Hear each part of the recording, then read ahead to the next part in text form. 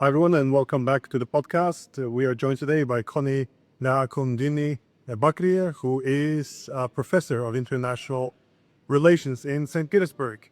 And your main focus, though, is on, well, you are Indonesian, so you Indonesians becoming professor at St. Bernardo State University, and it's not only that I became the ambassador of science and education of St. Bernardo State University. So if you ask me why I end up here and what did I teach in the SPPGU, actually I teach the Russia relations and more toward politics actually. And why I end up in St. Petersburg State University, maybe because of my background. I'm actually a very security matters person. That's why I graduated from ABC and FLY, for example, and then from Shepening. And my concentration is only about security. yeah, because, well, you're not an ordinary academic like me. You're a funny Bakrie. You had a key role in shaping the Indonesian defense sector. So, and of course, as we know, Indonesia is becoming not becoming, it's always been, but becoming increasingly important. Not just because of the huge population with over 280 million people, but it's also a key maritime power. So, how do you see this? I guess, how can you say something about your background first, because this is quite fascinating. Okay, my background again. I tell you, I'm coming from Europe, so Indonesia, and I do my PhD in Israel. Combined with is in Tel Aviv, but not on Tel Aviv University, but the advisor to the Prime Minister of Israel. So INSS. So it's very interesting because Indonesia and Israel doesn't have diplomatic relations. Therefore, I have to study in the University in them. Then the Bab of Lords and my dean is one of the admiral, which is very close to Queen Elizabeth at that time, arranged my research in Israel. And based my research is talking about how one country could be very powerful like Israel, while is very that country is very tiny, while Indonesia, which is 1,000 times bigger, for in my opinion, in my opinion, the military capability is very low. That but back to 2009. And this is bring your question just now. Yes, Indonesia maritime power is not only, when you have to talk about how we have to build maritime power, it's because we used to be very great maritime power, and Trivita Empire is a 1,000 years maritime empire. And then we have Majapahit Empire, which is had 100 years something. So we used to have that big empire and even system and even the capability and technology to create. But then come the colonial era, and destroyed by this colonial era, we go back to to Nakik, if I can say that. So therefore, when I study in Indonesia, in University of Indonesia, I really want to make Indonesia becoming strong. Okay? That's why I published my book Defending Indonesia, and which is describe Indonesia maritime power in the future. What should it like building Pearl submarine, which is RSBN. We have to build like maybe port carrier. This is my dream to rekindle Indonesia maritime power. Yeah, that's the background actually. Well, you say that Indonesia went back to nothing, so because of the colonial era. Now, if you want to look at one country that wants to overcome the colonial era and restore some, the rightful place of Asia, if you will, it's really China is at the front. But when the Chinese announced their Silk Road maritime route, Xi Jinping, he didn't do it in Beijing. He went to the parliament in Indonesia back in 2013. So this doesn't seem like an accident. If you want to have control over this sea lane, it's not control necessarily, but or establish a new order, post-hegemonic one, then you do need Indonesia there, don't you? Of course, because we control the very important pillar of communications in the Southeast Asia. If you see the Indonesia map today, then you can see how Malacca power is very huge because it's connecting the world with all Asia countries, including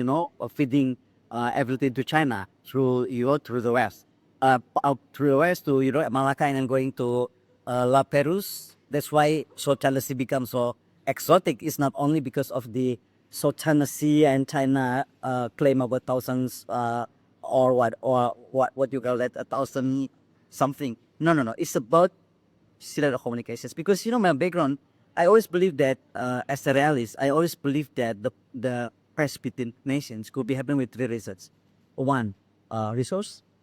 Second one, way of resource, which is maritime or airspace. And you can talk airspace as well. The third one is religion. Indonesia is very sensitive because of that. Because if you know Indonesia, of course you've been to Indonesia. We are very rich in the region as well, not only resource. So the conflict could be anything happen. Therefore, if I can go forward from the Maritime Empire, go to Sukarno era. Actually, Sukarno is very powerful. That time, Sukarno tried to balance the world, creating the non-alignment movement. In the very famous speech, his speech in United Nations, he built a very strong military capability. That time, Indonesia known as the very strong military in the southern hemisphere. So if you go to history, actually when we get back Papua to us, we don't have to have a war with US, because that time Kennedy tell to everyone, wow, for fighting Indonesia is like fighting the biggest military power in the southern hemisphere. So again, why your question why China go to Jakarta is because, well, the importance of our share of communications, that we are on the full crew of Asia Pacific, because part of us in the Pacific, part of another part is in Indian Ocean. So maybe therefore China think the BRI and all the concept has to go through Indonesia.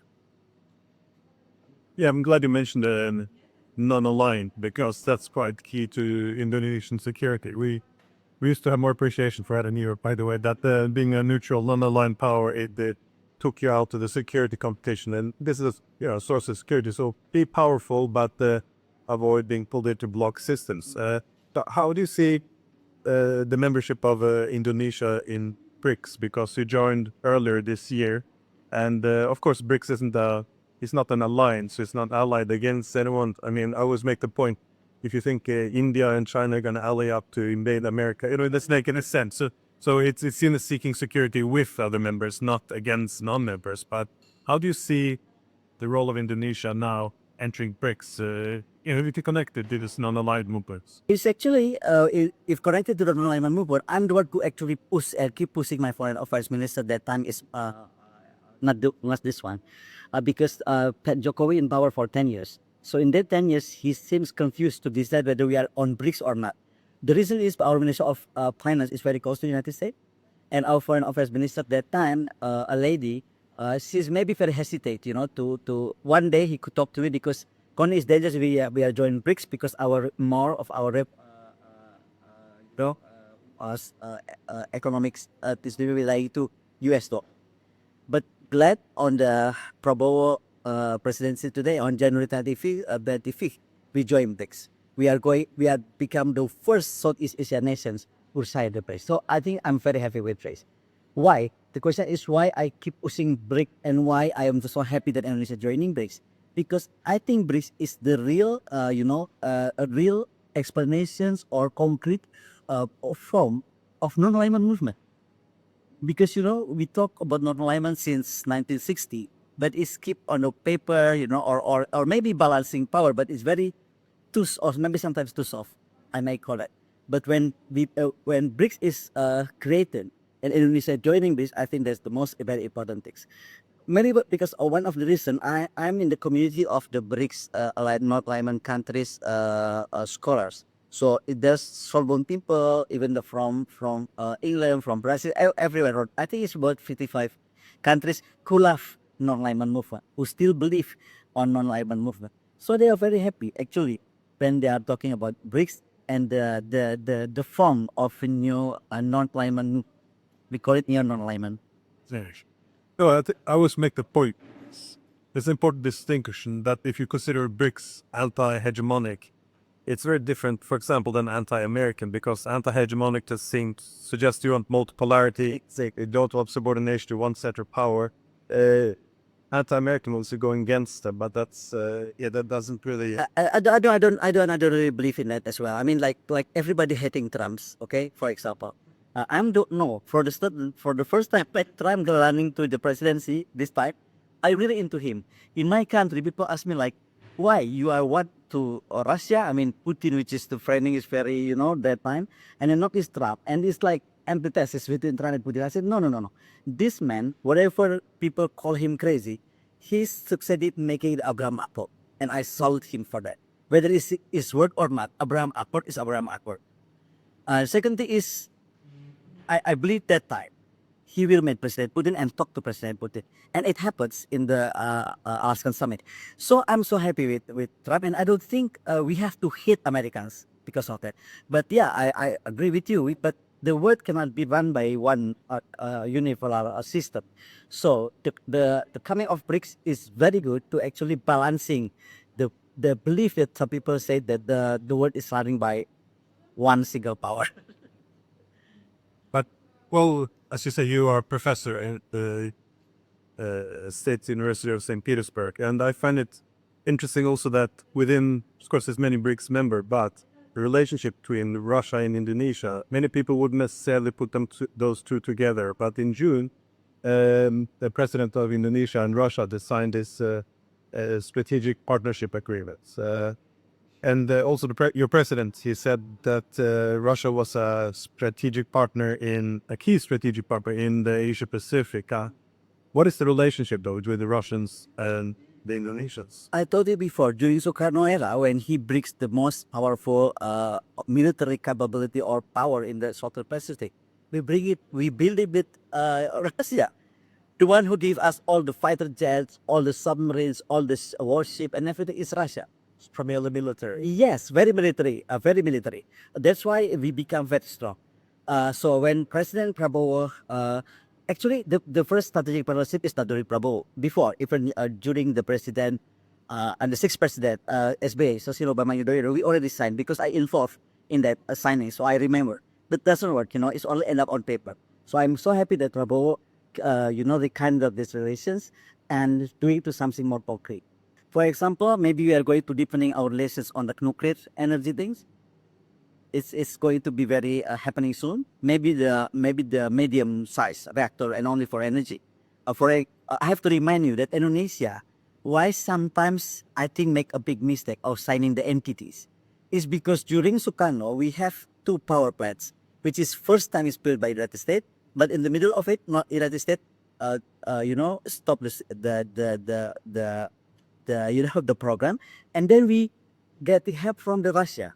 So we have the two strategic what do you call that, multi-purpose reactor, one in Bandung, one in Yogyakarta, and therefore today we face the problem of if we make it stronger, probably people think we are going to make the multi-purpose reactor one. So that's why I have to emphasize to my Indonesian people that we only make the energy power plant, not the multi-purpose. Because if this is not clear, it's very hard for us to get the uranium. Yeah, it's very hard to, how the International Atomic Energy Agency controlling everything about the uranium. So it's very hard. But the second thing, we have to make the self-reliance and think about something if things going not right or not as we wish. Therefore, I think Indonesia is very rich on the thorium. So that's why I'm into thorium development, which is that's why I described maybe we have to go to the south reactor and this and that, but not only uranium, move to something better. Yeah, the Chinese are making huge Chinese use the thorium, yeah, so Chinese and India. Yeah. India. Well, my last question was about the pressures on Indonesia, because a lot of countries would like to be non-aligned. In Europe, we've been all stripped of neutral countries. India, they have been under pressure by the United States to join their team. It backfired, of course, but I lived in Australia in 14 years. Every prime minister said the same thing. We don't have to choose between China and America. But at the end, They signed August. yes, And the Quad. they did choose. They choose. So I guess in Ukraine, they also had this ambition. They tried to position themselves between the West and Russia. No, Ukraine is per. No, but the regime changed in 2014. That is not under Yanukovych. He did want to leave both ways. But NATO said, Zelensky like changed that, yeah. but they said you can't. They say there's civilizational choice. You belong to the civilized liberal democracies or with the evil Russians. And, they made their own choice and they were regime change. But my point is, do you see the pressures on Indonesia? Because it is quite an important country in Southeast Asia. Of course, the pressure, of course. But that's why, I always believe that the country could be stronger only by two things. Either the economic, we are going to influence the military, or you strengthen the military, so it's going to influence your economic. So, and that's I think the concept of Sukarno as well. That's why he make it like Indonesia as a as the biggest power on the military of the Southern Hemisphere is something. So today I think the challenge is that Indonesia has to decide correctly, but still play nicely about the non-alignment. So if you say Indonesia span between Aceh to Papua, it's like 11 hours flight. It's like from here to Vladivostok. So what I mean is because Indonesia is very huge and we are on the fulcrum of the Indo-Pacific, we have to divide our defense system to what do you call it? Four divisions. So the southern, no, the western and the eastern one, the western and the southern one should be with the country like Russia, like China, like everything, because the control also of Malacca Strait. But the other part, the eastern part and the northern part, of course, we have to work together with United States, with the West and everything.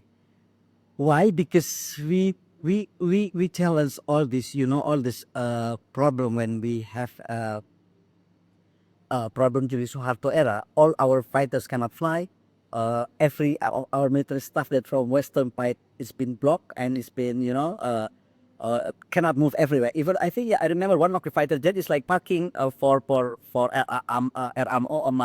for maintenance MRO maintenance repair and overhaul in UK if I'm not mistaken. Then cannot fly back to my country because they said no, you cannot have this one anymore. So this kind of thing is of course hurt us as a nation. So therefore, for the future, I hope that non-alignment things will be led again by Indonesia and Brazil and some of course India and so on and so forth. But to strengthen the military is the most important one. But has to be very strategic because we have to be because maybe Jian or even the carrier from China. And then the other part, then together we are with US because mostly now our fighter jets is coming from America, the F-60 and so on and so forth. Yeah, so I'm sorry if I've talked to you a little bit details about the military equipment because my background is actually I'm a professor at the Navy Command College, Air Force Command College, and the Army Command College. So my background is quite different. That's why I'm talking about security. I more go to the military things. Yeah. No, well, Indonesia is seeking military strength, and this is your background, so it's very appropriate.